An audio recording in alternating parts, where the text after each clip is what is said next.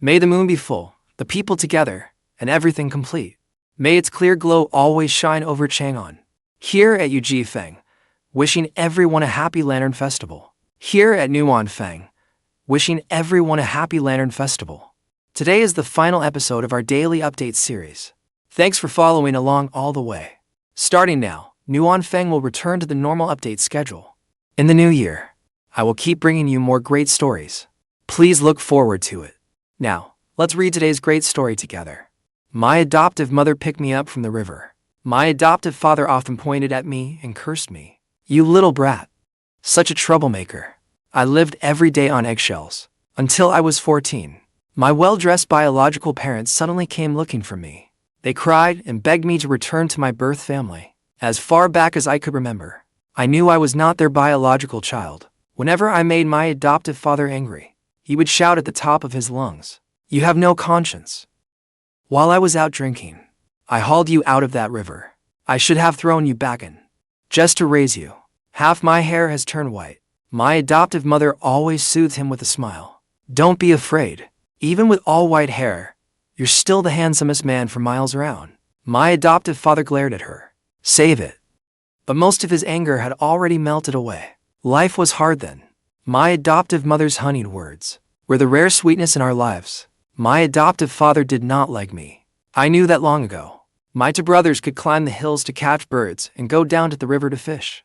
I had to stay home and work. He said I could not even hold a broom properly. He said the rice I cooked was burned.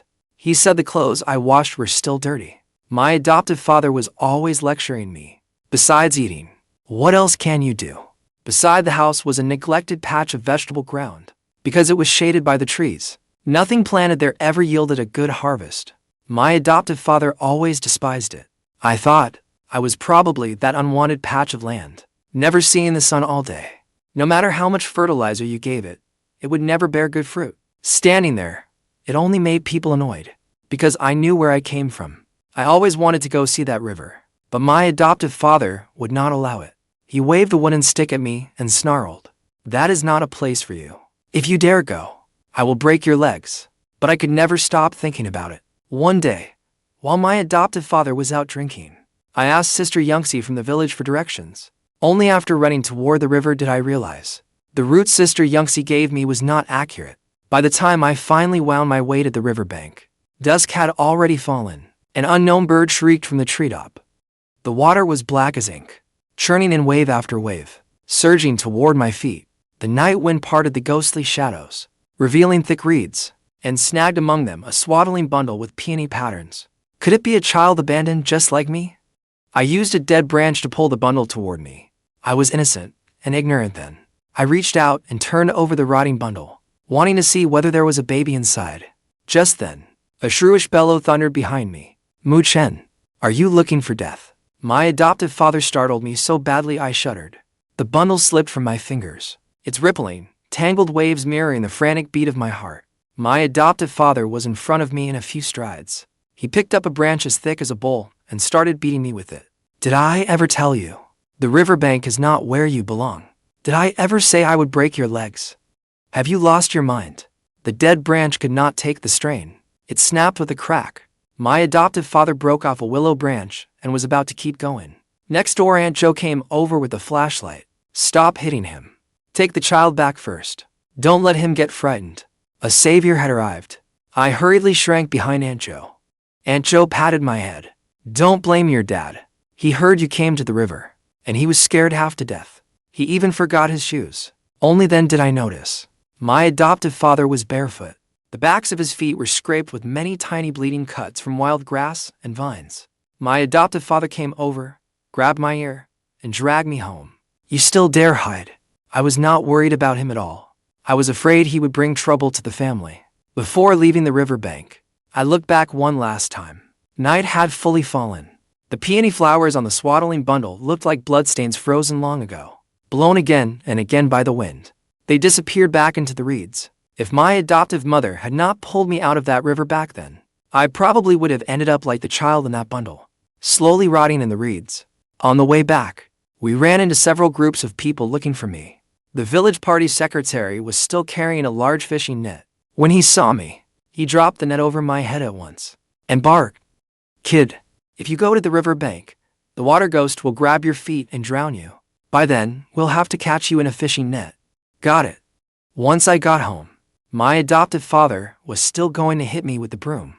My adoptive mother, who had rushed back in a panic, quickly stopped him. "Careful not to hurt your hand. Sit down.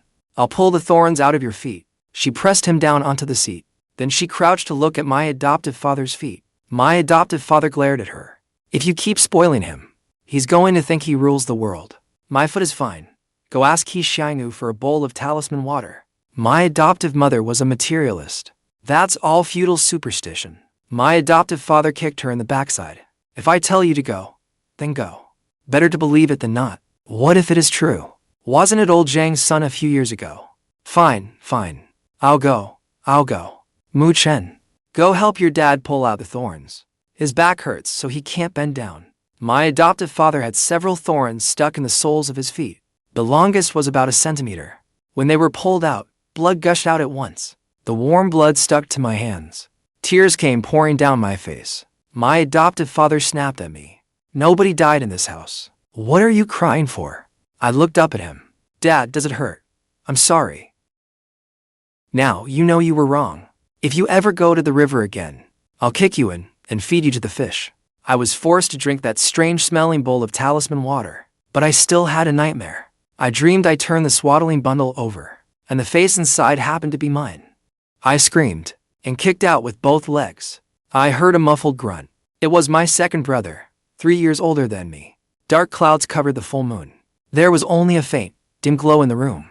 Second brother rubbed his stomach, his little eyes bright with excitement. "You really are haunted by a ghost," I blurted out. "Why are you sleeping in my bed? I'm trying to stay alive. I've got strong yang energy." He patted his chest proudly. "Dad told me to sleep next to you and keep the ghost away." Second brother had been brave since he was little, and he loved creepy things like this. "Did you just see the ghost? What did it look like? Was its face as long as a shoulder pole? Were its teeth black and blue?" Second brother kept asking and asking. He was noisy, but the middle of the night did not feel scary anymore. Half asleep, I drifted off again. No more nightmares. The next day, Dad came home from work. I asked him, "Do you think there was really a baby in that swaddling bundle?" "I don't know." "Dad, did you ever see another child in the river after that?" "I never went back to that riverbank after that. Nobody in the village liked going there." "Why?" My adoptive father lowered his eyes. The light yellow leaf on his shoulder seemed to bow his spine. He let out a deep sigh. "Because everyone had it hard, and Dad could only do so much. He could barely afford to raise one more child. Life really was hard back then. Farmers lived with their faces to the dirt and their backs to the sky. All year round, they tended the rice in the fields. Rice yields were not high in those years. The harvest depended on the weather.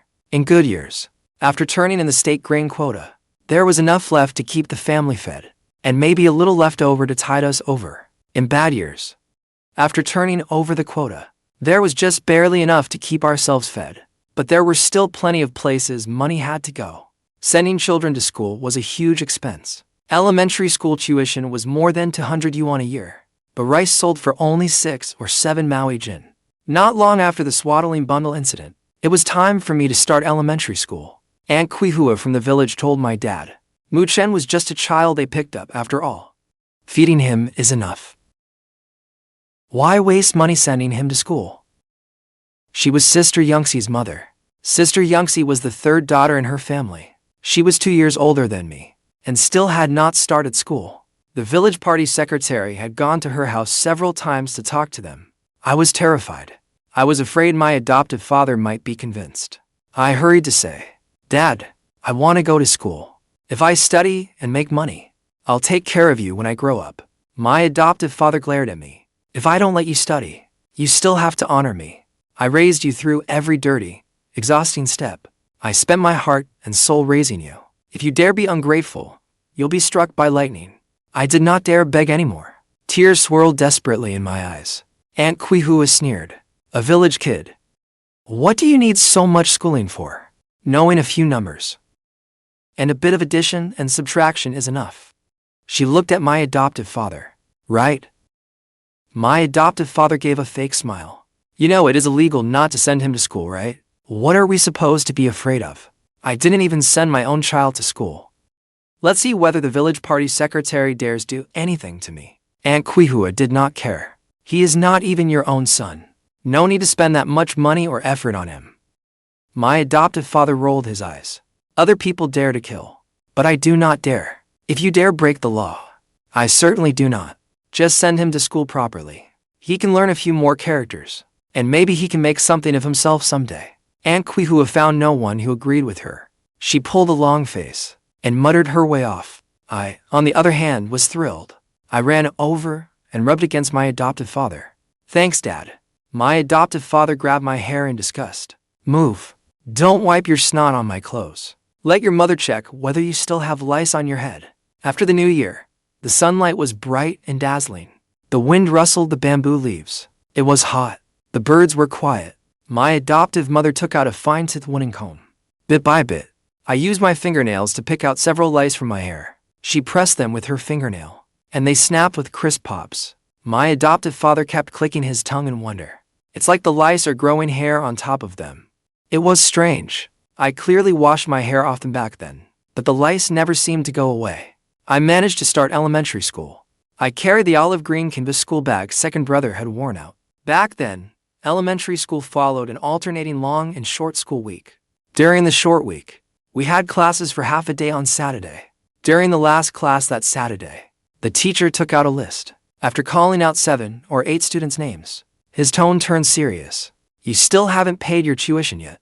Go home and tell your parents, and bring the money next week. Those students all turned bright red, humiliated to the core. So that was it. Every class had students who owed tuition. Some had owed it for years. They got scolded by teachers every few days. When I got home, I asked my adoptive mother, Mom, is my tuition really that expensive? A lot of kids in my class still hadn't paid. My adoptive mother tossed me a handful of cowpeas to shell. She was in a bad mood. Yeah, the money for fertilizer and pesticide for the second half of the year all went to your tuition. Just then, my adoptive father came back from working in the fields. He said in that sharp, sarcastic way of his, Your mother says the kids who owe tuition get called out by name.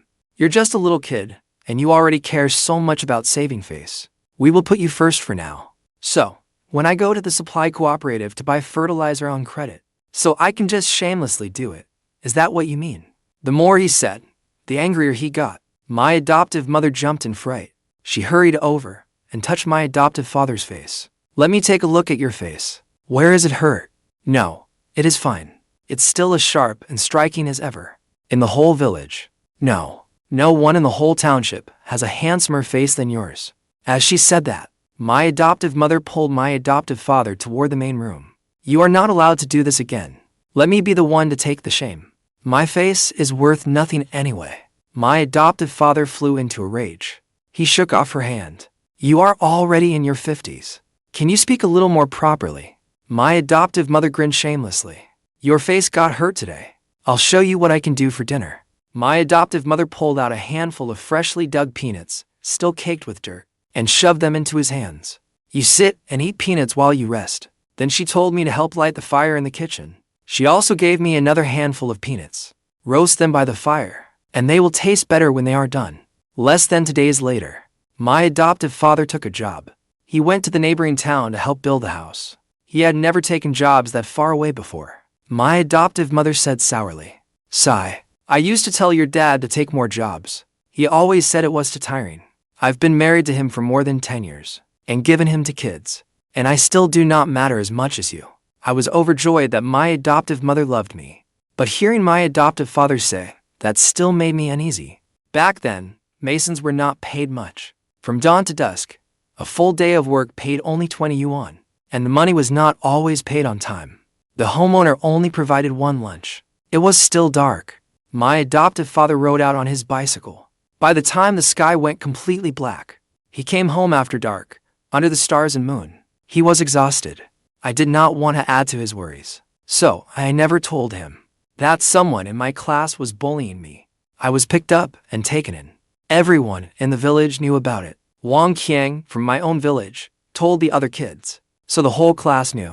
Small boys love to bully the weak, as if that made them look strong and brave. Wang Qiang and a few other boys spat into my pencil case. They dumped mud into my school bag, tore up my homework book and paper airplanes, and followed me home from school, cursing me as a bastard. I was furious. I said I would go home and tell my parents. He grinned, all teeth and malice. Your dad is never home. Your dad doesn't even want you. Your real parents threw you away. Back then, your dad even wanted to give you away. A bunch of boys burst out laughing, and my hands and feet turned ice cold. A child's malice is blunt and deadly. They struck the deepest fear in me with ease. When I was 3, my adoptive father really did want to give me away. They thought I would not remember, but I remember it all clearly. That brightly dressed old lady pulled me over, looked me up and down, and finally shook her head. Too skinny. She thought I'd be hard to raise. My adoptive father praised me to the skies, but the old lady still would not take me. I still remember that drizzly day. My adoptive father stood under the eaves, his brows drawn tight, and said regretfully, "You were never meant for a life of luxury." I did not fight back. They only got worse. One day after school, it was my turn to clean the classroom. When I finished cleaning, there were only a few people left at school. I slung my backpack over my shoulder and was about to leave. Wang Qiang and a bunch of boys ran out from behind the hill. They picked me up and rushed me toward the boys' restroom. Back then, they were just row after row of pit latrines, with concrete slabs as dividers in between. There was no door, so I squeezed my eyes shut. I cried and begged them to put me down, but they laughed even harder. Wang Qiang even let go on purpose. I was thrown to the ground, and one foot plunged straight into the latrine pit. The boys gathered around me and laughed. They said I stank like shit now, just as disgusting and just as hated. I shoved them away and cried as I ran off. At the end of October, I washed myself over and over in the icy stream, but I still could not wash off that stench on my body. Maybe that smell came from my very blood. Maybe that was why my biological parents abandoned me. Why my adoptive father did not like me. Why everyone treated me with so much malice. My hands and feet had gone white in the water. I was shivering all over. I was almost ready to faint in the stream. Then, I heard my adoptive father shouting. He was standing by the riverbank, a flashlight in his hand. He grabbed my hair and hauled me up. He yanked off his coat and wrapped it around me, all the while cursing at me. "Are you trying to die? I worked myself to the bone raising you to this size, just so you could go and nearly kill yourself." I pushed his coat away, tears streaming down my face. "Dad, I'm covered in filth." They all said I stank. They said nobody likes me. My adoptive father pulled me tight into his arms. His voice was shaking. "Which bastard said that?" I'd sew his mouth shut myself. He took me home, changed my clothes, made me drink hot water and hot porridge, then grabbed the chamber pot and kitchen knife, and took me, along with my two brothers, to Wang Qiang's house. The kid was just being naughty. He did not mean it. Besides, Chen really was picked up and raised as one of their own. My adoptive father's sharp brows shot up. "What's wrong with being picked up? I've raised him all these years. He's on the Mu family household register. He is my son, and the younger brother of my 2 sons. Your son bullying him. That's like shitting on my whole family." My adoptive father slammed the kitchen knife onto their table. "You think you can bully my family because no one is home?" My 2 brothers also stepped forward and shielded me behind them. My adoptive father stood there, blazing with fury. The neighbors all came to watch the excitement. The Wang family was clearly in the wrong. Old Master Wang wore a tight, fake smile. "It's just a child's matter. Why take it so seriously? Since you insist on making a fuss, then let my Wang Qiang apologize to Chen." Wang Qiang was dragged out of the room. He hunches his neck and drops his eyes, and he had even peed his pants.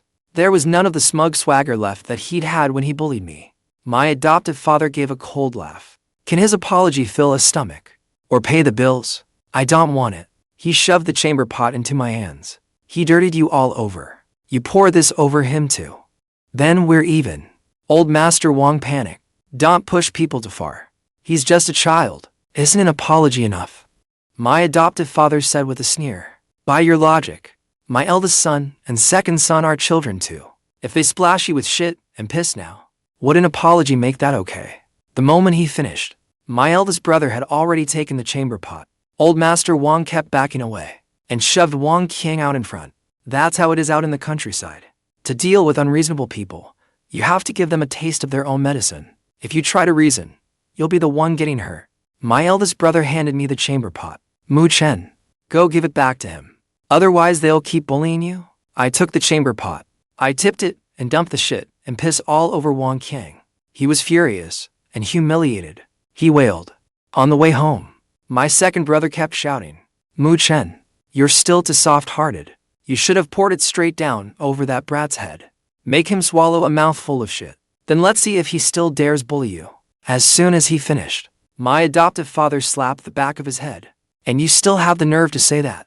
Chen was bullied like that. As his brother, are you blind? Then, my adoptive father glared at my eldest brother too. And you're already in 6th grade. And still can't protect your little brother. All the food you eat just turns to shit. You don't get stronger, and you don't get any smarter. My second brother muttered.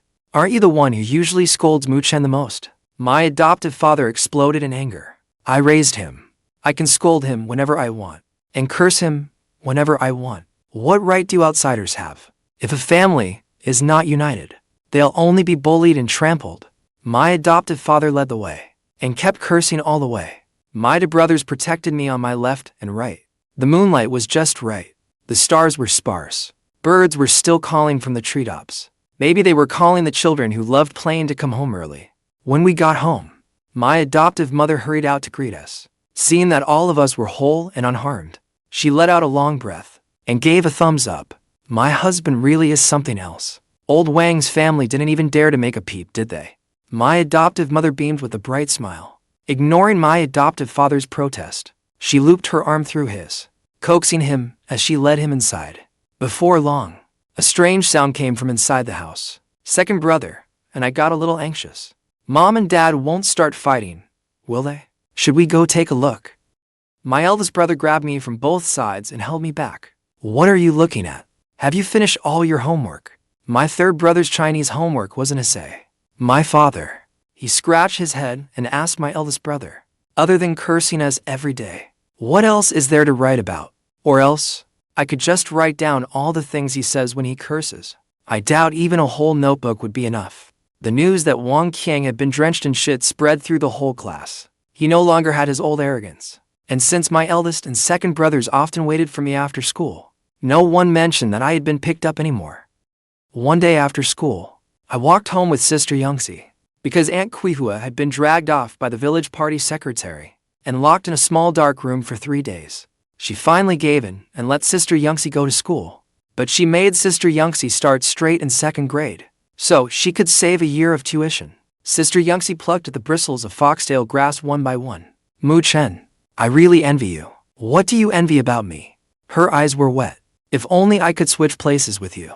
My mom gave birth to me, but she does not love me at all. Even though you are not her biological son. Look at this. Your parents protect you like that. Yeah, they are not my blood relatives, but they have actually always protected me. My adoptive father finished his work and got half his wages. He even bought the 3 of us kids in town those dog-tooth pendants that were very popular back then. My adoptive mother was so jealous she could not stand it. I have been married to you for more than 10 years, and I have never seen you buy me even a few hair ribbons. My adoptive father, like magic, took a crystal hair clip out of his pocket. My wife of course gets one. Chen's kind only cost a yuan for a pair, but this one cost for yuan each. My adoptive mother stared wide-eyed. King, do you have so much money you cannot spend it all? She gave my adoptive father a proper scolding, but the next day she fried me an egg.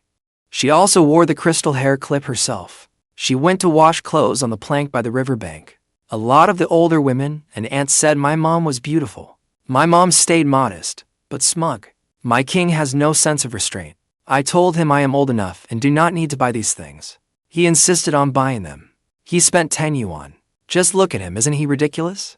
The aunts and older women gasped in amazement. They were full of envy, but I was very calm. Country folks love bragging. They love exaggerating. Something worth 5 yuan can be made to sound like 50. My adoptive mother was actually pretty restrained when it came to exaggerating. Not long after start of autumn, it was time to harvest the rice. Until then, my adoptive father had never let me work in the fields. He thought I was just a tiny little runt. What kind of work could I possibly do? What if you get stuck in the mud and cannot get out? then I would have to keep an extra eye on you.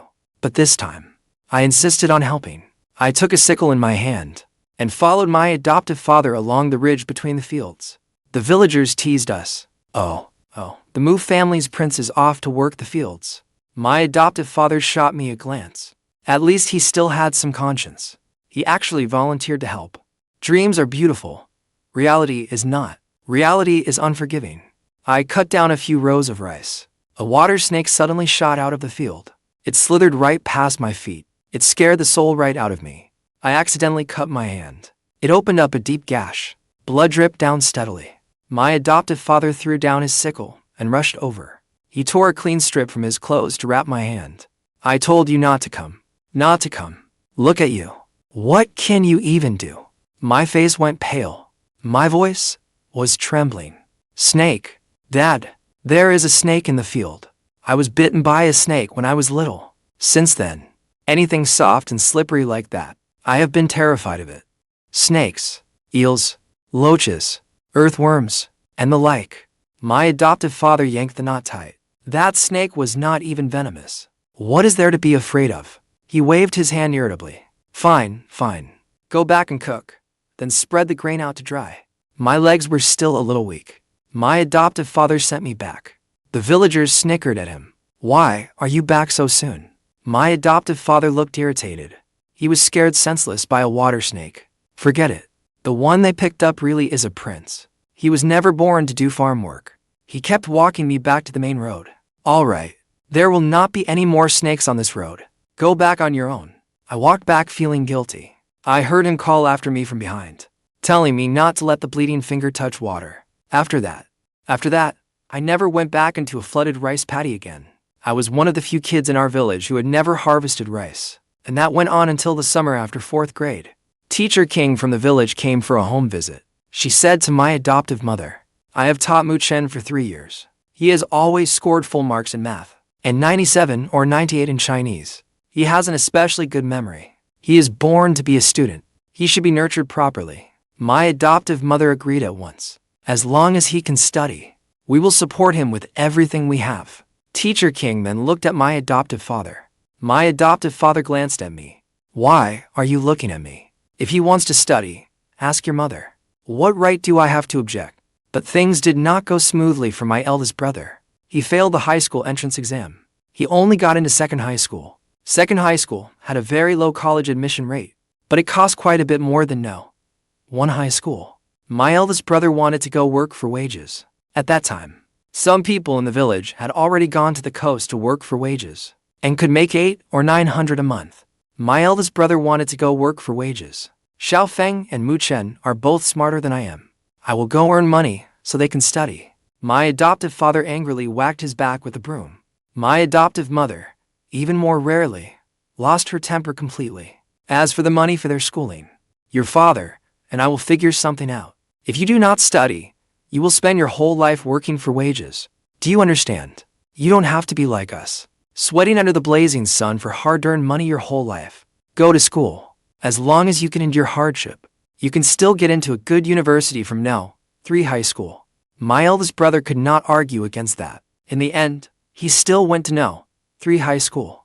My adoptive father sold the chickens we raised at home and sold all the extra rice from the granary. My adoptive mother went back to her maiden home and borrowed some money. Only then did we barely scrape together enough tuition for the 3 of us. Maybe it sounds pathetic now, but that was 1 high school student, 1 middle school student, and 1 elementary school student, all going to school at the same time. For a farming family, it was an unimaginably heavy burden. Aunt Tsinghua mocked my adoptive father again. Mu Chen was a child they had picked up from somewhere, not their own flesh and blood. Just don't send him to school then. Or just leave the tuition unpaid for now. So many people owed it already, and the school still did not kick them out. My adoptive father snorted. If other people kill someone, does that mean I should go kill someone too? If other people eat shit, should I eat shit too? If you owe tuition, they keep calling your name out in public. You have children too. Don't you know little kids care even more about their dignity? Aunt Tsinghua was shut down hard. She and old Master Wang went around the village bad-mouthing my adoptive father. That king doesn't know good from bad. He treats a picked-up child like treasure.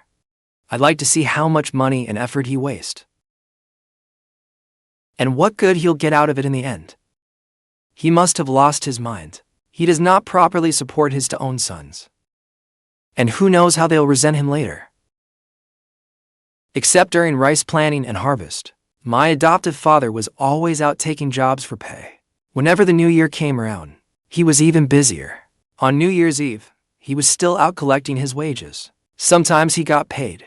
Sometimes not even after 4 or 5 years. Even if it was only a few hundred yuan, the boss would keep dragging it out. Every time he came back empty-handed, my adoptive father would be furious. These people have money to build houses and marry their sons off, but they can't spare our few hundred yuan?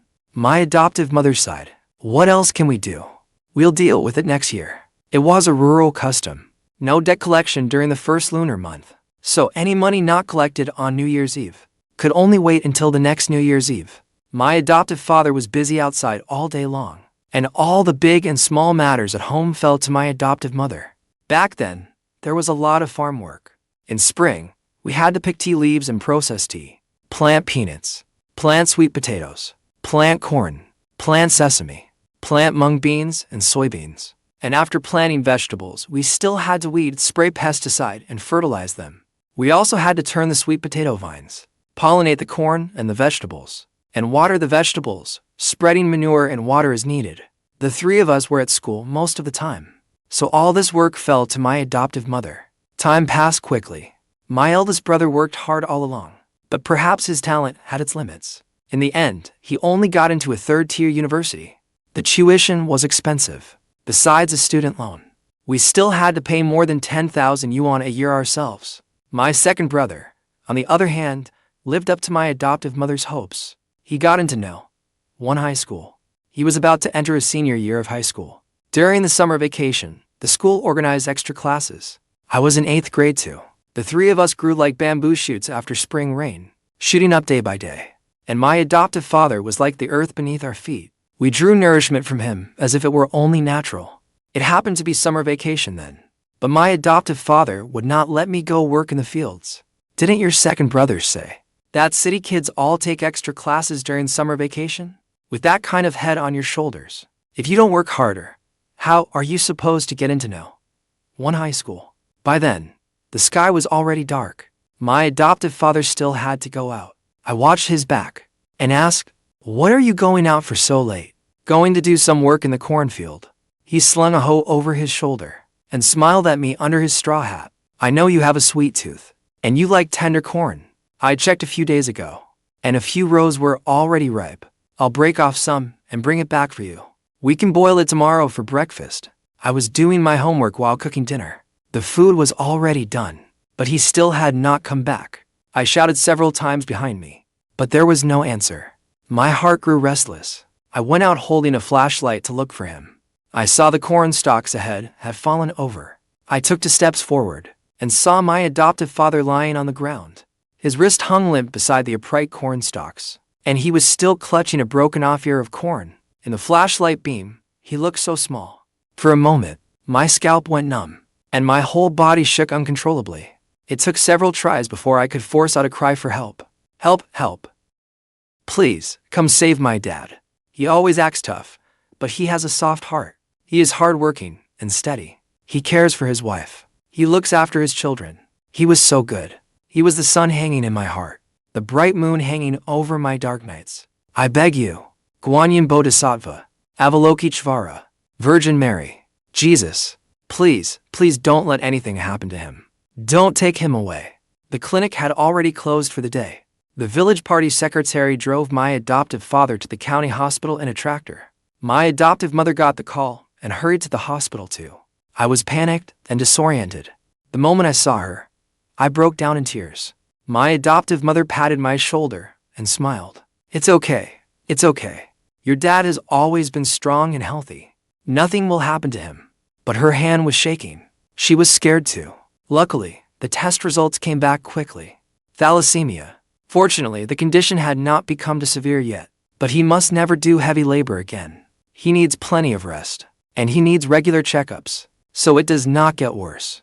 After my adoptive father woke up, he insisted on leaving the hospital. I'm tougher than the village secretary's cow. What do I need to stay in the hospital for? Hospital stays cost money, you know. Once you get into a hospital, they'll find something wrong with you even if you're healthy.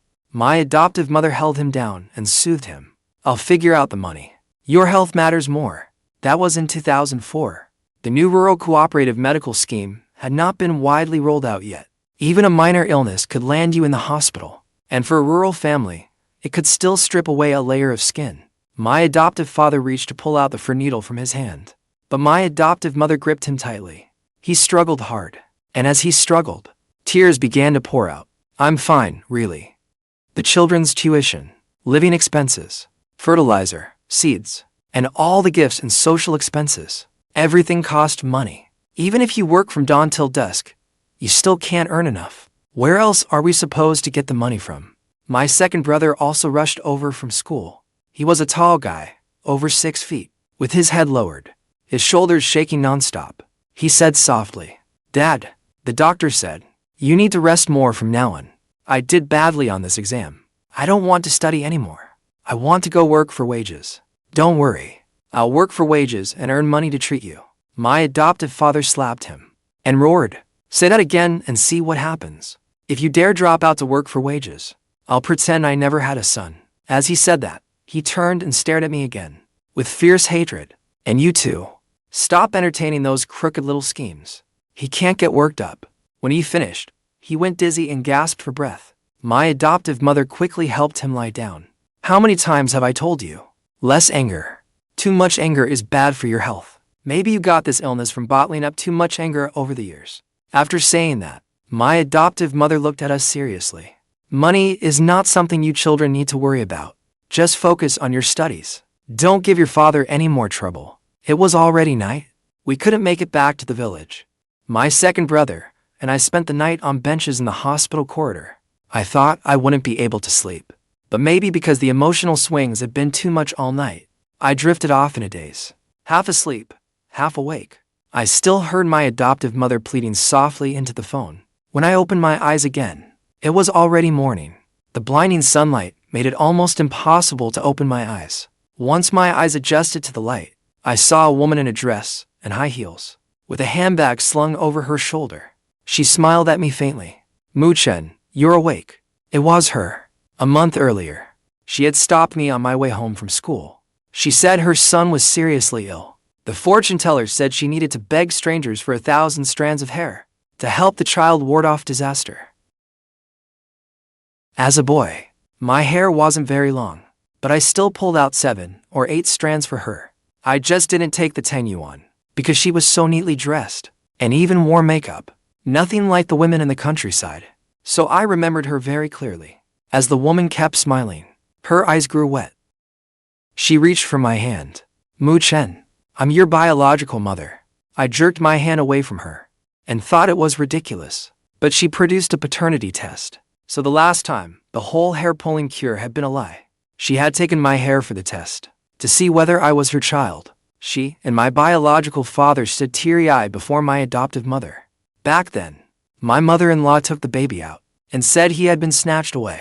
"We have been looking for Chen all these years. Your father and I work in the provincial capital. We both have steady jobs. We have a house and a car." I had already heard about it.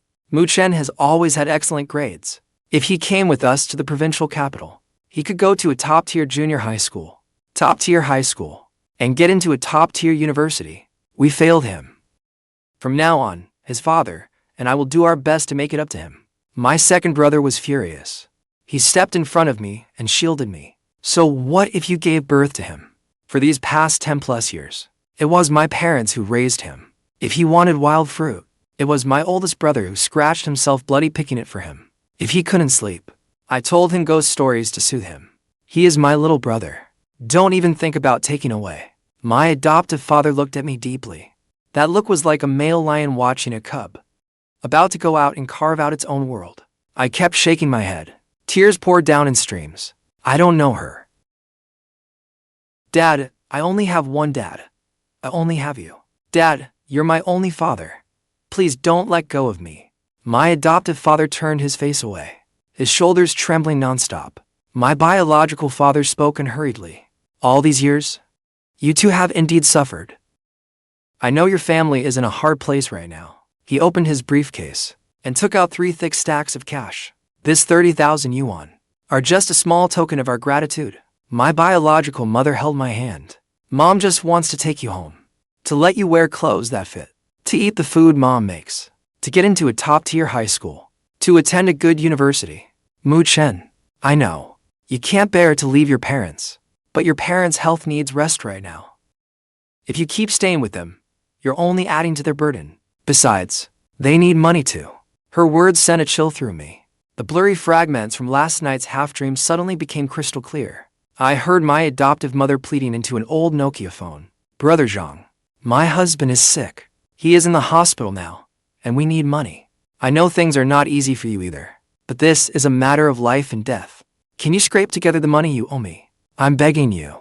Brother Liu, you've owed that money for 6 years. My husband is sick and in the hospital. I have 3 children who need to go to school. I'm begging you. Please pay me back, okay? I looked at my adoptive mother. Only then did I realize. My adoptive mother's face was no longer as youthful as I remembered, and my adoptive father's black hair had already turned white in patches, without him even noticing. Since exactly when had this started? How had I failed to notice? I had gone from a childish little kid to a bewildered teenager, and the price was their aging. Tears poured down in heavy drops. My adoptive father also covered his eyes with his sleeve. Big tears rolled down his cheeks and splashed onto the snow-white blanket. It was a relief, somehow. After a long while, he choked out, Chen, you've grown up now. Go with them and live a better life, or stay here and suffer with us. You make the choice yourself.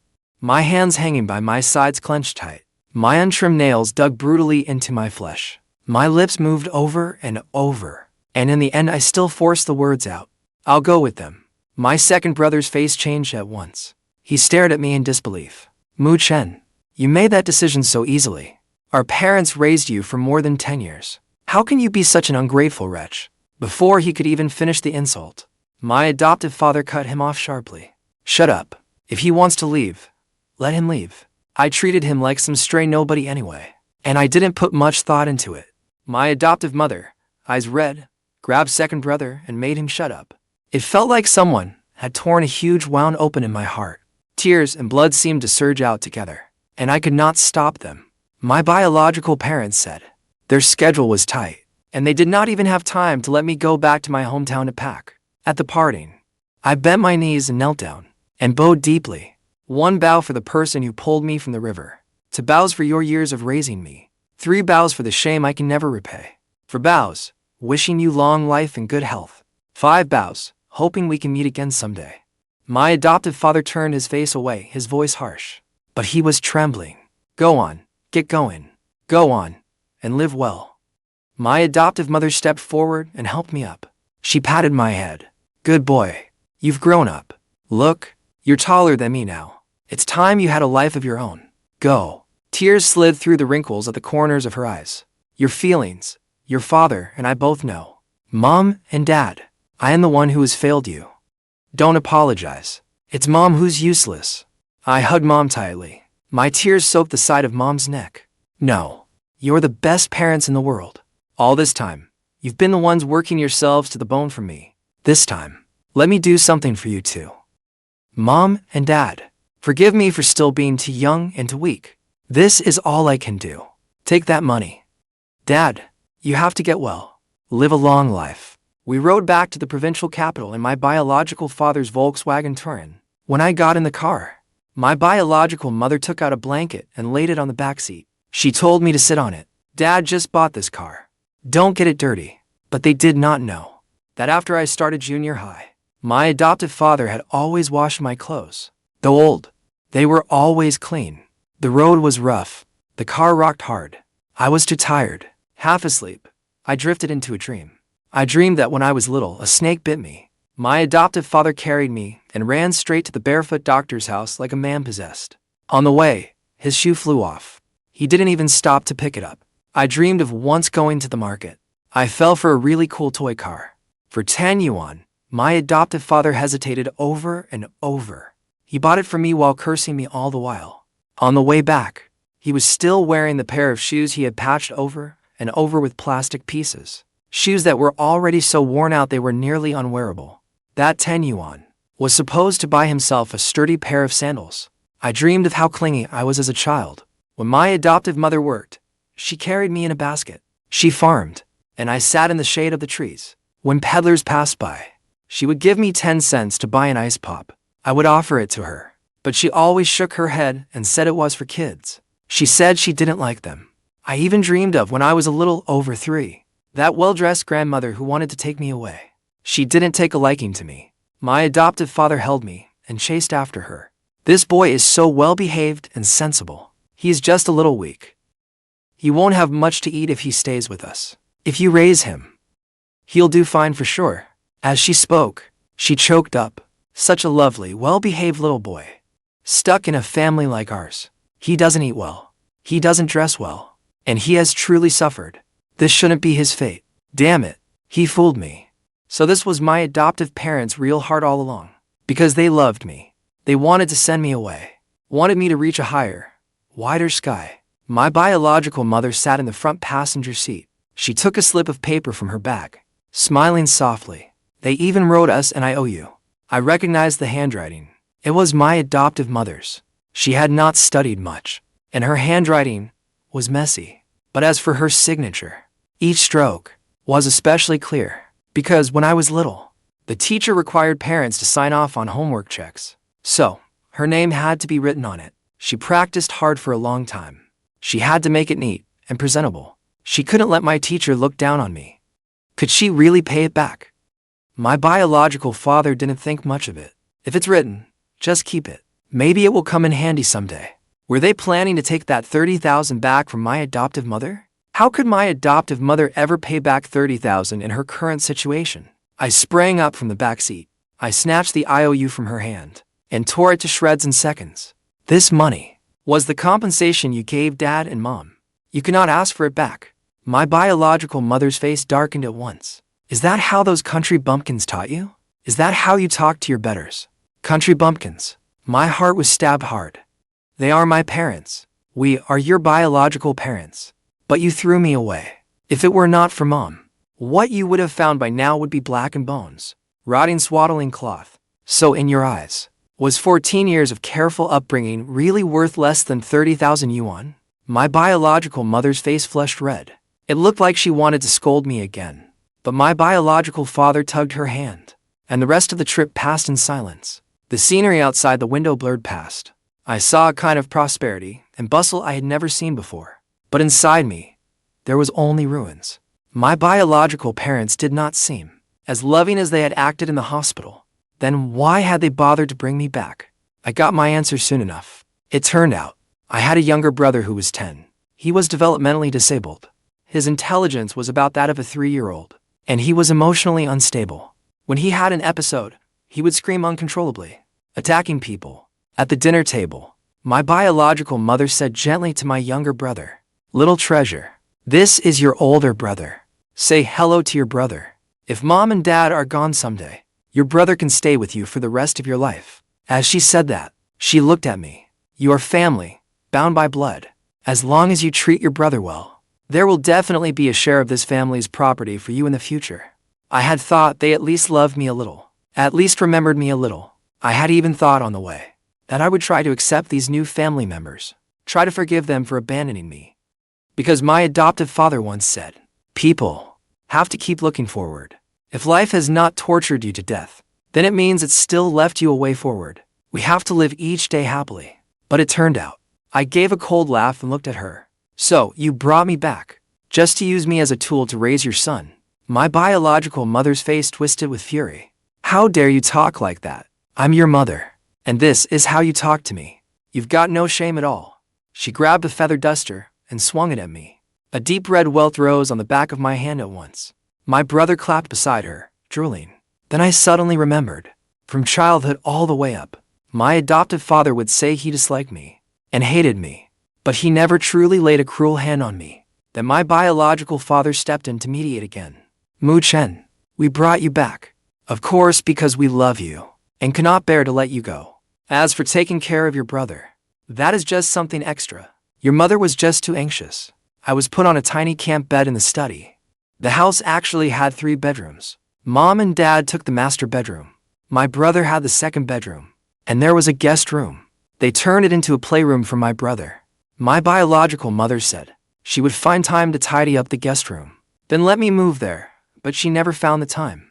Because they both worked in public sector jobs and worried about people's gossip.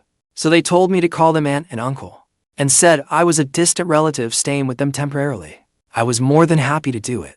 For several days in a row, my biological mother and I were constantly at each other's throats. Maybe to ease the tension, my biological father gave me 50 yuan for pocket money. Buy something you want for yourself. Outside the neighborhood, I saw in a small boutique a dazzling display of hair clips. My adoptive mother had always used a claw clip, the same one my adoptive father had bought in town for 4 yuan that year. It had already faded. The spring had rusted, and 2 of the teeth had broken off. But my adoptive mother kept using it anyway. I picked a 10 yuan hair clip, and also bought a phone card. I used a pay phone to call my adoptive father. My biological parents both had mobile phones, but they watched me closely and would not let me contact my adoptive father, as if that would rip them out of my heart. But missing someone is a strange thing. The more you suppress it, the more restless it becomes. The more you dwell on it, the more wildly it grows. When my adoptive father's voice came through the phone, my eyes turned red instantly. He fired off question after question about whether I was doing well, how my biological parents were treating me, whether I was eating enough, whether I was warm enough, whether I took an umbrella on rainy days, and whether I added clothes when the nights turned cold. Dad, I'm doing very well. What about you? Have you recovered? I've already been discharged from the hospital. I'm fine. Do not worry. I had so much I wanted to say, but at that moment I did not know where to begin. After a brief silence, my adoptive father said, "All right, long-distance calls are expensive too. Take good care of yourself. I should hang up now." I sat for a long time under the magnolia tree in the neighborhood, and only then did I calm myself and go home. As soon as I walked in, my biological mother held out her hand to me. "Where is the money your uncle gave you? Give it here. I will keep it for you." When she found out I had spent 30 yuan, my biological mother flew into a rage. She slammed the hair clip hard onto the floor, and the tiny rhinestones scattered everywhere. Then she found a pair of scissors. Snip, snip, and cut the phone card to pieces. Then she roared at me. "I gave birth to you. Haven't I treated you well? I buy you new things from head to toe, feed you well, and take care of you. I ran around finding people so you could transfer schools. And you are still hung up on that man and woman?" She picked up the feather duster and whipped it at me. I was caught off guard and got hit once. When she came in for a second strike, I grabbed it at once and looked at her coldly. She was furious. "You dare glare at me, you ungrateful wretch." My biological father came out of the playroom. He hurriedly put an arm around her shoulders. "Don't get worked up. Don't shout. You'll scare little treasure." He looked at me and said softly, his voice soft, "Chen, you're still a minor. You cannot spend money so recklessly. If you want something, you can tell us. I want to buy a notebook with a lock." "Oh, what kind of shameful thoughts are you hiding? That you need to lock it up." I could not be bothered with her. I picked up the hair clip and the scattered rhinestones from the floor. Before going into the study, I looked calmly at my biological father, the one I had to call uncle. "Aunt seems to have some emotional issues. Could my brother's problem have been inherited from Aunt?" I said very sincerely, "I think you should take Aunt to a mental hospital and get her checked out." After saying that, I slammed the door shut with a bang, cutting off my biological mother's frantic cursing. Even though they did not like me, my biological parents still transferred me to a nearby top-tier junior high school. That night, after they came back from handling all the paperwork, my biological mother said at the dinner table, "To get you transferred, we spent a lot of money and pulled a lot of strings. Do not let us down. You need to get into a top-tier high school, at the very least a 985 university." My biological father added, "Your aunt and I still love you very much." Liars. Last night, when I got up to use the bathroom, I heard you comforting my biological mother, saying we would still need him to take care of little treasure in the future. Even if you are putting on an act, at least act nicer to him. It is all for little treasure. Educated people can be terrifying sometimes. They are polite. They see right through human nature. They know exactly how to play people, and they are skilled at disguising themselves. My biological parents strictly controlled my life. I had breakfast and dinner at home. They loaded meal money onto my meal card. Every day I had to report to them which dishes I had eaten and how much I spent, so they could balance the books at the end of the month. As for the fees the school required, they would ask classmates who lived in the same neighborhood to see whether the amounts matched, from pencil refills to padded coats and long pants. My biological mother handled everything herself. She would always ask, as if she cared, what kind I liked. Once I made a choice, she would shoot it down every way she could. This is expensive. It is not worth the price. This one is too cheap. The quality has to be bad. This color will show dirt too easily. This color is too dull. Later, I just said whatever. Then she would be disappointed again. How can you have no opinions at all? It left me suffocated, and it made me miss my adoptive father terribly. I remember in 6th grade, there was a popular multicolored ballpoint pen. It had for ink refills in different colors inside. Just press down whichever color you want to use. 3 yuan each. I wanted one too. I asked my adoptive father shamelessly. My adoptive father scolded me. 50 cents each. Wouldn't for colored pens be the same thing? Is money burning a hole in your pocket? As he cursed me, he still fished out a mixed wad of bills and coins from his pocket and handed me 3 yuan. I must have owed you in a past life. That ballpoint pen I used very sparingly. I don't know whether it is even still around. My biological parents never gave me a cent more than necessary. They were afraid I might contact my adoptive mother, but I had my own way. My deskmate was a rich slacker. During morning self-study, he often borrowed homework from everyone to copy and fool the teachers. That week, I slid my math homework over to him and said quietly, "From now on, you can copy mine." He stared at me for a few seconds. "Sure, they'll buy you an orange drink after class." "I don't want it." I lowered my voice. "I want to borrow your phone to make a call." Back then, cell phones were not common. The school also banned students from bringing them, but I had seen him secretly use one during lunch break. He played Snake on a color screen Nokia. In short, from then on, every Friday, I would use his phone to call my adoptive father. Once, we hid on the deserted 6th floor. He kept watch for me at the stairwell, and I dialed my adoptive father's number. I told them I was studying hard. I could fit into the new group, and I had placed 8th in the grade on the midterm. They said everything was fine on their end, too. One day at the end of November, just as I was about to hang up, my adoptive father stopped me. "Chen, today is your birthday? Do you remember? 15 years ago, your mom found you on this day. You cried so much your voice went hoarse. Your little face was frozen blue-black." He choked up as he spoke. "Your dad and mom probably celebrated your birthday yesterday or the day before, right?" "No, they hadn't." When I returned the phone to my deskmate, he glanced at me, then ran downstairs. By the time I reached the school gate, he caught up and shoved a bar of chocolate into my hand. I wasn't trying to eavesdrop. "You had the speaker on, and you didn't notice. Happy birthday, Chen. The chocolate is so sweet. I want to buy some for my adoptive mother and father too. I want to buy them chocolate, take them to a buffet, ride the big city buses, climb Yulu Mountain, and go see Orange Isle. So, I have to work twice as hard." My younger brother often caused trouble. When I was doing homework, he would slam into my door. He would tear the test paper I had just finished into shreds, or he would suddenly charge at me from behind for no reason and ram into me hard. It would leave me breaking out in a cold sweat. Every time, my biological parents said he did not know any better. "He's the younger brother. You should let him have his way. Keep him company." I just looked at them coldly. "Otherwise, I won't go to school anymore. I'll stay home and keep him company every day. Then we'll spend the retirement money you set aside for him together." Only then did my biological parents rein him in a little. Soon, the semester was over. At the final exam, I ranked 3rd in the grade.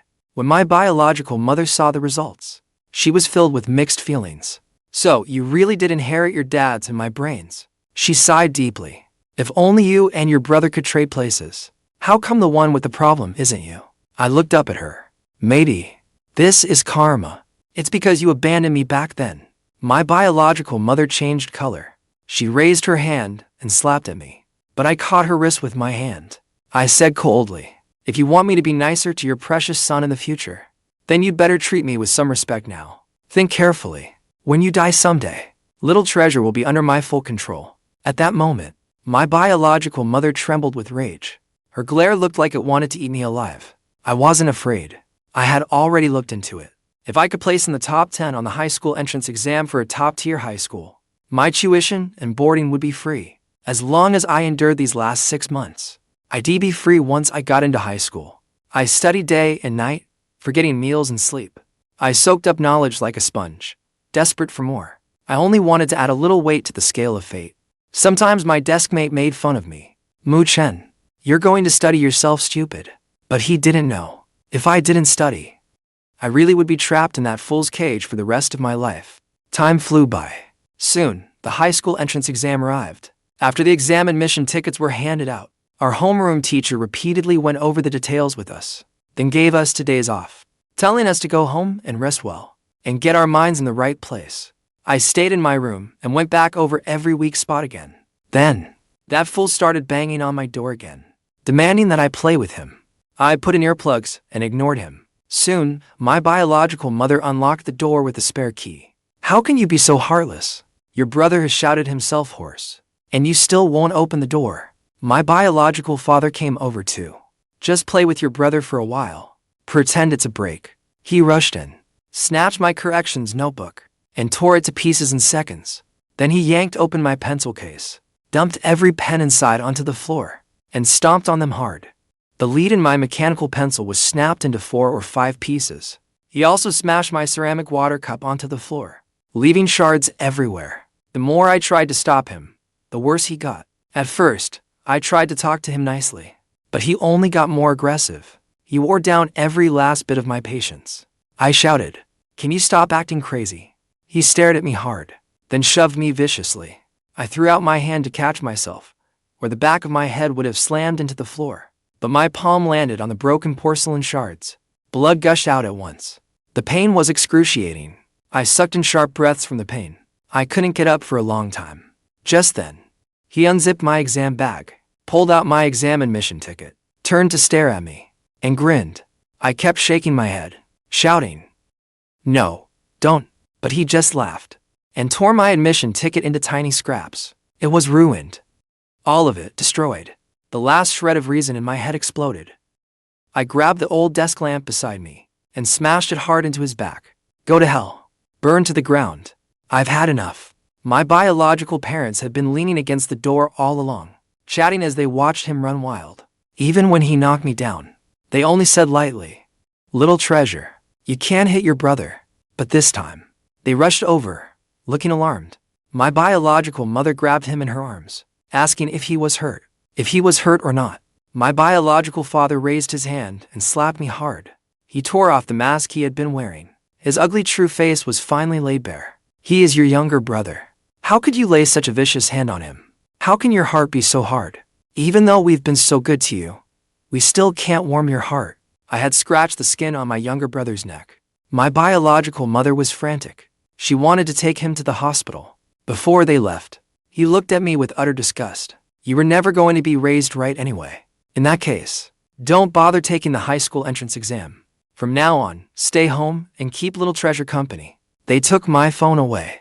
Then they locked me in my room on the 8th floor. I pounded on the door with all my strength, but outside the study was a long corridor, and the front door was all the way at the end. I cried out in despair. My voice could never carry that far. I also tried shouting for help to the neighbors upstairs and downstairs, but still got no response. My palm throbbed in pain. I wrapped the wound with a piece of cloth as best I could, but blood still kept pouring out. From sunrise to sunset, my biological parents never came back. My exam admission ticket was gone. I had to get it reissued. The exam was the day after tomorrow. I had to get out. I had worked so hard for so many years, enduring everything in silence. Also, I could get into a top-tier high school and escape this place. If I couldn't take the exam, how could I face my adoptive parents? How could I repay them for raising me? My future, my whole life, would be completely ruined. I paced frantically around the room. My eyes landed on the bedsheet. A plan formed in my mind. I tore down the bedsheet, duvet cover, and curtains, then tied them together. Then I knotted them together and hung them from the burglar bars. Then, using the lighter my deskmate had casually thrown into my backpack, I lit one end and threw it out. Night had already fallen. At last, the roaring flames drew attention. I was saved. The police helped me calm my adoptive father. I was sobbing so hard I could barely speak. Dad, I'm sorry, Dad, can you come save me? I really need you. I don't want to cause you trouble either. But in this world, probably only you and Mom would brave every hardship to come save me. The whole place erupted into chaos, with no end in sight. My biological parents were alerted to. They rushed to the hospital with that fool in tow. When they found me, they still smelled strongly of hot pot. The doctor was treating my wound. A shard of broken porcelain had lodged in my flesh. That was why it hurt so badly. The bleeding still would not stop. My biological father hurriedly told the female officer who was with me, explaining that they were my parents. He was too immature and thoughtless. We just wanted to punish him a little. Sorry for causing you trouble. I'll take him home right now. As he spoke, he reached for my hand. I shook him off at once. Then I clutched the female officer's sleeve tightly. I said in a trembling voice, "They are not my parents. They're only distant relatives. I'm just staying at their home. You can ask around in the neighborhood. A lot of people know I'm their distant niece." My biological father twitched at the corner of his mouth. "Your parents entrusted you to us. We are your guardians. We have a responsibility to look after you. Don't be stubborn. Come back with us. You don't have a single relative here. So, where could you even go?" "He has somewhere to go." A firm, powerful voice rang out. "I can take care of him." It was oldest brother. His hair was a mess. His shirt buttons were fastened wrong. He ran up to me in just a few steps. He hurriedly circled around me, looking me over. "Where were you hurt? Does it hurt a lot?" Seeing I was not seriously hurt, he let out a long breath. "Mom and Dad are on their way. I happened to be on a business trip in Xinjiang." He called me on the phone. He told me to come first. He gently patted my shoulder. "I'm sorry. Big brother is late. Don't be afraid. Chen, I have a job now. I can support the family now." My panicked heart finally settled. I hugged him and cried uncontrollably. Big brother's tears were falling just as fast. But my biological parents refused to let me leave. "We have a DNA parentage test. Chen is our son." Big brother let out a cold laugh. "You two are both public sector employees. If I remember right, you were only allowed one child, weren't you? Yet you had two sons. You wouldn't want your leaders and co-workers to know that, would you? Do you want me to report it?" He spoke with sharp authority. His gaze was sharp. He was nothing like the taciturn big brother I remembered. My biological mother was furious, her face flushed and veins standing out. She said every word one by one. "In that case, the 30,000 yuan we lent you a year ago, shouldn't you pay it back to us?" Big brother's voice rang out like iron. "Who wants your filthy money? I couldn't care less. We'll pay it back tomorrow." He took me to a hotel. It was past 1 in the morning. My adoptive mother, adoptive father, and second brother, who had only just finished the college entrance exam, rushed over. Our whole family held each other and cried. My adoptive father took out a bank card. "Don't worry about that 30,000 yuan. There was still more than 10,000 left from the last hospital visit. We didn't touch it." Later, after I was discharged, I went and sat outside the doors of those who owed us money with the cleaver in hand, and got back every last cent they owed. I've had a good boss this past year. The wages were settled monthly. I saved quite a bit too. Your big brother can help too. I wasn't willing to accept it. I'd already torn up the IOU. They owe us? Over these past dozen-plus years, did you really think you spent far more than 30,000 yuan on me? My adoptive father glared at me. What do you know? Once you pay back this money, you won't owe them a shred of gratitude. After that, whether they live or die has nothing to do with you. If they dare come bother you again, you can slap them across the face. As long as you haven't taken their money, you can stand tall in front of them for the rest of your life. Big brother and second brother also supported mom and dad's decision. You are our younger brother. You are a Mu family child. We'll raise you ourselves. We don't need money from outsiders. Tears surged out of my eyes again. My adoptive father scolded me. All you know how to do is cry. This past year, every time you called, you said you were fine. You weren't tongue-tied, were you? All tough talk, huh? His voice choked up too. You don't know how worried your mother and I were. You heartless little brat. After a whole day of chaos, I was exhausted. I drifted off in a daze. I heard my adoptive mother sigh. Look how thin Chen has become. I don't know how much suffering he's endured this year. We thought he'd have a good life with his parents in the city. If I'd known this would happen, I would have rather died of illness than let him go. My adoptive father comforted her. Don't cry. If you keep crying, you won't look pretty. The hardest times for our family are already behind us. From here on out, it'll all be good days. Early the next morning, I went to school to reissue my exam admission ticket. Besides the school seal, I also had to get a stamp from the District Education Bureau. My homeroom teacher still hadn't been able to reach the relevant officials. She gave me some advice.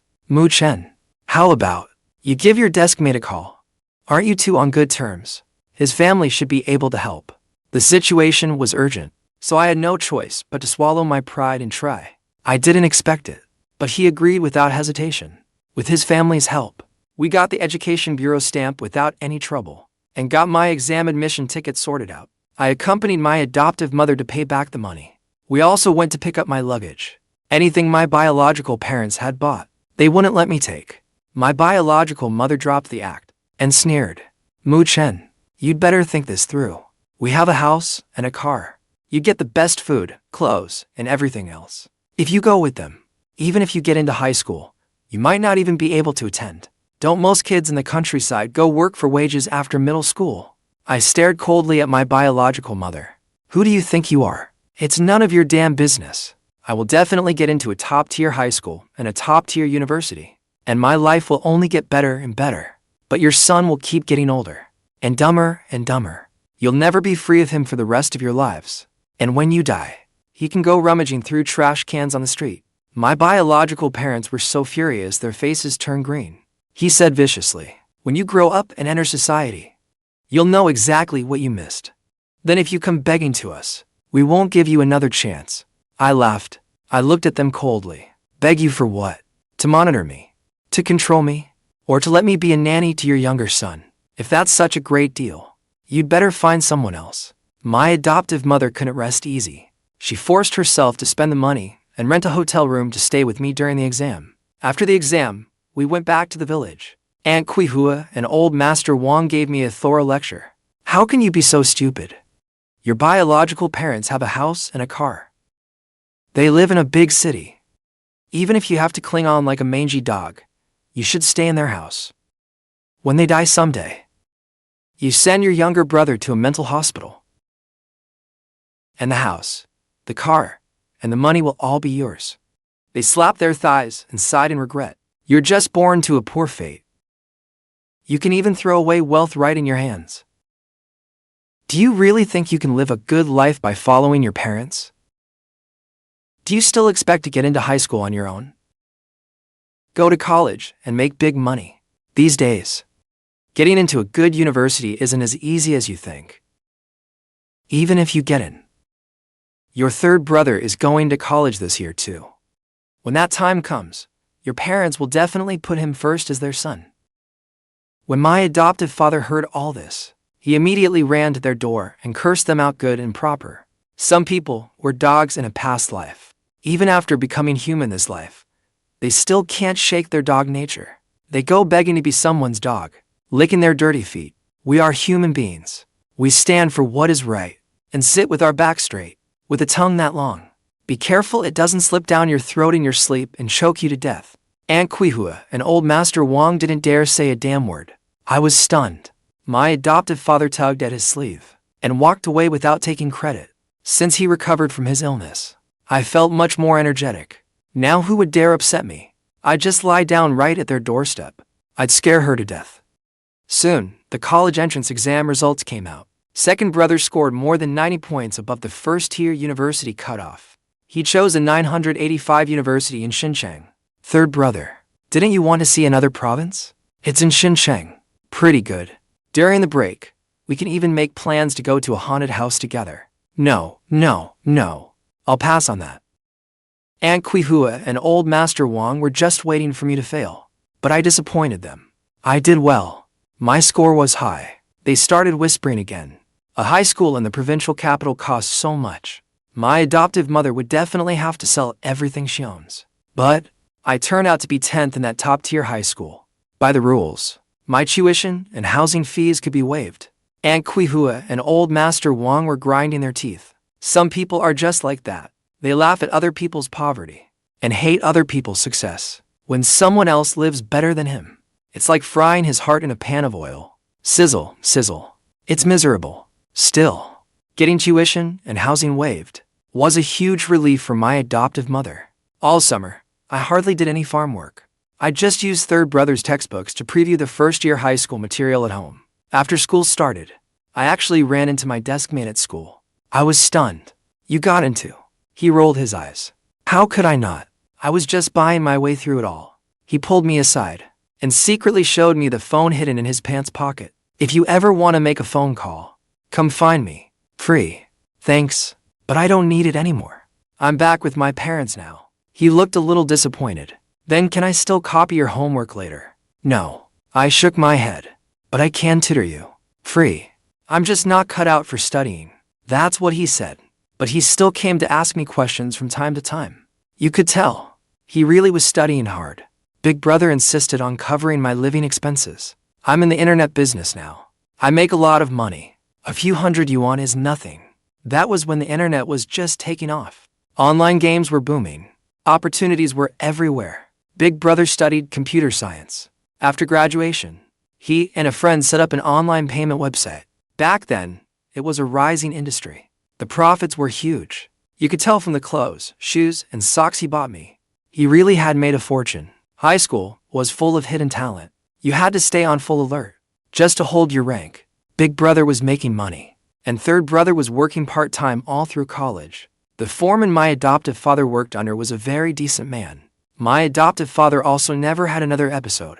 During those 3 years, I focused on nothing else. I gave it everything I had. A lot of people in my class entered competitions. As long as your grades were good, you could get direct admission eligibility. But my grades had always been pretty even across all subjects. I wasn't especially outstanding in any one area. After trying a few exam papers, my homeroom teacher suggested I take the regular route. I saw the dawn glow at 5:30 a.m. I heard the night rain at midnight. I quietly worked on reading comprehension in the classroom, while everyone slept through the noon break. I hid during sweaty gym class and solved math problems. All through high school, I felt as if I were reading a book titled Chen. Sometimes I wanted to flip straight to the end, just to see how my story ended. Other times, I wanted it to go slower. Slower still, so I could memorize one more word, learn one more key point, and solve one more problem. But time waits for no one, and the college entrance exam came anyway. The whole classroom was filled with the rustle of pens on paper. It reminded me of the summer I was 6. It was scorching then, and the village kept losing power. In the bamboo grove, my adoptive father hung a hammock for me out of an old bedsheet. By early summer, the bamboo leaves were thick and lush, shading everything beneath them. When the wind moved through them, the leaves whispered softly. There was a refreshing bamboo scent. I drifted into deep sleep in that white noise, never once haunted by nightmares. They had given me the best love in the world. I had to make them proud. From the age of 3 or 4, when my memories began, to now, at 18. Our little village had gone through huge changes too. More and more people were leaving home, seeing the world beyond the village. Everyone knew the value of education. Because I wasn't their biological child, my adoptive mother and father were especially criticized. They had the sons of their own who would need to get married someday. No one knew how much that would cost, and yet they were so generous, spending all their money on an adopted son. Their heads must have been full of water. Up to now, there wasn't a single family in our village that had produced to college students. One was already the best you could hope for. When results day finally came, it was still dark outside. My adoptive mother was already up. She was spinning in circles, busy as could be. She was cooking pig feed and forgot to add the rice. She put porridge in the rice cooker and forgot to press the cook button. She forgot the salt when she stir-fried the vegetables. She even forgot to take toilet paper to the bathroom. The chickens, ducks, geese, and dogs at home all got scolded a few times too. I couldn't stand it anymore. Mom, just sit down properly. Stop pacing around. There's still an hour before the results are out. When the time came, I took the Nokia Big Brother had bought for Dad and dialed the score hotline. My adoptive father gripped my arm tightly. We listened as the score was announced over the phone. Chen.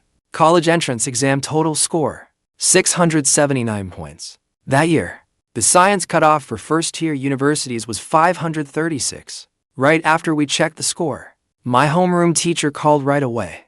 Chen. based on your current ranking in the province, and this year's admissions numbers for Tsinghua and Peking University in our province. You should get in, but you need to choose the right major. Think it over carefully at home. My adoptive father stared at me blankly and asked what I meant. You can get into Tsinghua University and Peking University, I said with a smile. Yes, it's definitely possible. His face lit up with joy. He pulled the firecrackers he prepared long ago out of the cabinet. After a long crackling burst, he put on his straw hat and went out. Where are you going at your age? Going for a walk to digest. So, all afternoon, I kept hearing his bright, hearty laugh. Chen scored 679. His homeroom teacher said he could get into Tsinghua University and Peking University. Oh, come on. What a nuisance. His mother and I never had much schooling, so we couldn't help him fill out his school choices. Back then, we only took him in because we felt sorry for him. We never expected him to be such a good student. Now we still had to support him for more years. There'd be no relief for either me or his mother. He talked about how pitiful he was, but he looked absolutely delighted, which was clearly just bragging. It nearly made Aunt Tsinghua and old Master Wang's teeth ache. If I'd known Tsinghua University and Peking University were this easy to get into, I would have let Sister Yangxi stay in school a few more years. Back then, she was actually pretty smart at studying. When the admission letter arrived in the village, my adoptive father held it over his head like a sunshade and wandered all over the village with it for a few hundred meters of road. It felt like he took half a day to get home. He even went out of his way to needle Aunt Tsinghua and old Master Wang. You all said back then that my little kid would never get into a good university, but my Chen got into Tsinghua without breaking a sweat. Your precious son is definitely going to study abroad someday, right? He has to turn out even more promising than our Chen. Otherwise, we'd be letting down their older sister, who went straight to work after graduating to support the family. Aunt Tsinghua and old Master Wang were nearly furious enough to keel over with such a huge piece of good news. Of course, they had to throw a banquet. My adoptive mother and my two brothers all came home. My oldest brother alone bought over 2,000 yuan worth of firecrackers and fireworks. Everyone in the village came to the feast, and then an uninvited pair showed up. My biological parents. My biological mother looked at me with deep emotion. You really are our child. You inherited our intelligence and got into Tsinghua University. Living expenses in Beijing are high. Your father and I talked it over, and from now on, your tuition and living expenses will be our responsibility. My biological father chimed in. That's right. After all, you are our child. I almost laughed. Getting into Tsinghua University. Intelligence is of course important, but if I hadn't kept working hard, would intelligence alone have been enough? I turned them down. No need. Don't you know? If you get into Tsinghua University, the school gives you a reward. The city gives you a reward. And both the village and county have rewards too. I looked straight at my biological parents. I only have one pair of parents. They're the ones who pulled me out of the river and raised me through all kinds of hardship. My mom and dad. You do not count. My biological mother's temper flared again. Don't think you're so amazing just because you got into Tsinghua University. We gave birth to you. The DNA parentage test proves it. I let out a cold laugh and looked at her with open defiance. So what? I don't mind taking a little time to get a formal severance certificate. Besides, do you want me to take you to court for child abandonment? If your son were a normal child, would you still want to bring me back? I'm an adult now. So what if you're my biological parents? You can't control me. The door is over there. See yourselves out. You're not welcome here. As he was leaving, my biological father said guiltily, Chen, your mother and I had no choice. In our generation, carrying on the family line was everything. We were wrong. Can you forgive us? No, I'm not a saint. If I forgave you, wouldn't that make my adoptive mother's years of hardship a joke? I only found out later that year happened to be the stock market crash. My biological parents had all their money tied up in stocks, and most of it had vanished. What they had left now was just one house, one car, and a little savings. Now they wanted to pay my tuition and living expenses, probably just so they could get something back from me later. I had won quite a bit in prize money. After setting aside tuition and living expenses, more than half was still left. I teamed up with Big Brother and put in the money together. We bought an apartment in the provincial capital. We put my parents' names on the deed. Back then, people in the village were still into building houses. They had spent a fortune to make their country homes huge and impressive. It looked luxurious from the outside, but inside, it was empty. There was no renovation at all. When we went to buy a house in the provincial capital, plenty of people laughed at us. City apartments were only as big as shoeboxes. So, what was the point of living there? The old Mu family house was probably about to collapse, right?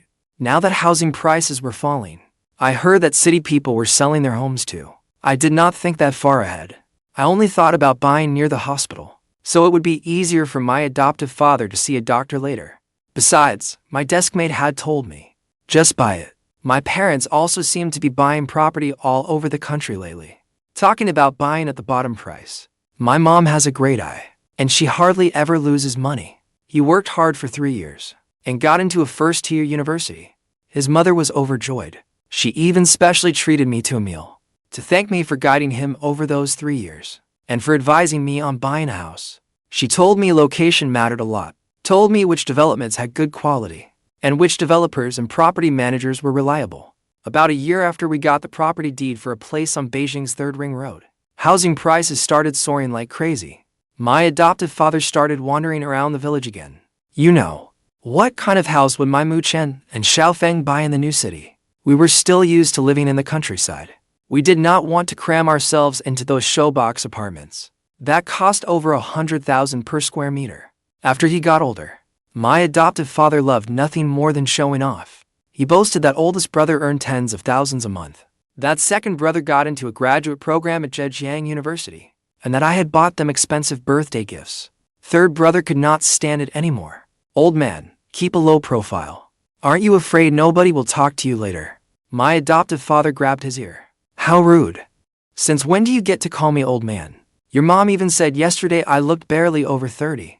My adoptive father already had some white hair now, and his back had bent slightly. But in my eyes, he really was still in his 30s. He was the same man who used to hunch over, cursing at me while still buying toy cars for me. He was always brisk and full of energy, always young, and always loving me. The end.